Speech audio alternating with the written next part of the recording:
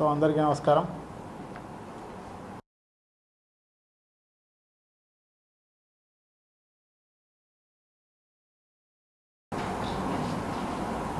ఆ పార్టీనే లేదు. ఈ రాష్ట్రంలో కాంగ్రెస్ పార్టీ అనేది ఉందా? లేదే. లేని పార్టీ గురించి మనం ఎందుకు మాట్లాడాలి? అవసరమా?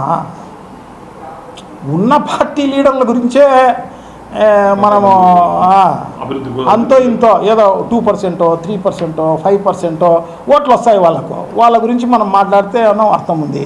ఇది ఉరువే లేని పార్టీ, అసలు ఏం లేవు, జీరో. లేని పార్టీ గురించి దానికి మళ్ళా ఒక ప్రెసిడెంటు, దానికి ఒక కార్యక్రమము. సరే, నామకే వాస్తే ఇప్పుడు చాలా జాతీయ పార్టీలు ఉంటాయి, చాలా నామకే వాస్తే పార్టీలు ఉంటాయి, దాంట్లో అదొకటి అంతే. అదే కదా చెప్తున్నది. నేను మినమాం అనుకోవచ్చు, లేదు అంటే ఇంకొకటి అనుకోవచ్చు, లేకుంటే వైఎస్ఆర్ కాంగ్రెస్ పార్టీ కార్యకర్త అనుకోవచ్చు, నాయకుడు అనుకోవచ్చు, ఇంకొకటి అనుకోవచ్చు. లేని పార్టీ గురించి, లేని వ్యక్తి గురించి ఏం మాట్లాడాలి?